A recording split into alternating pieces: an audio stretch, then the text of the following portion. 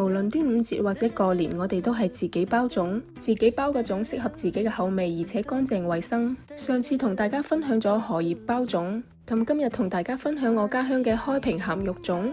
咁你哋又係包咩粽呢？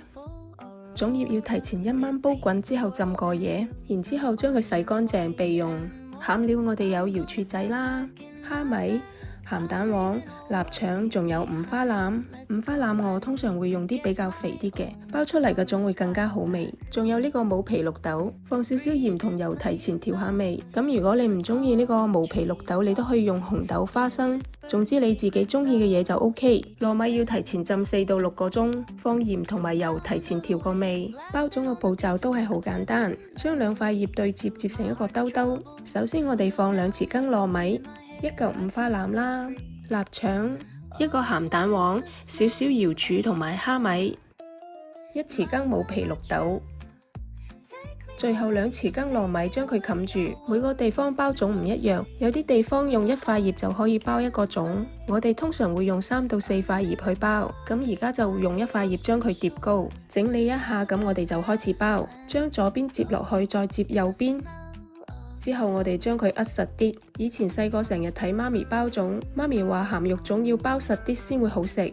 咁而家我哋攞條繩將佢紮實啦。我通常會紮好多圈，咁樣就會實啲，就唔怕漏。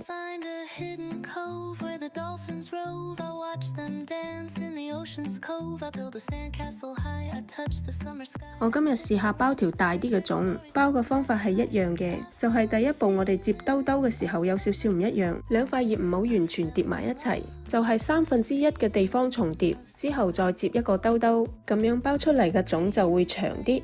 你睇下我用1條臘腸嚟包呢個粽，包好之後就係咁嘅樣，同正常個粽係一樣，只不過係長啲，餡料多啲。今日包啲粽有啲有去皮綠豆，有啲係冇嘅。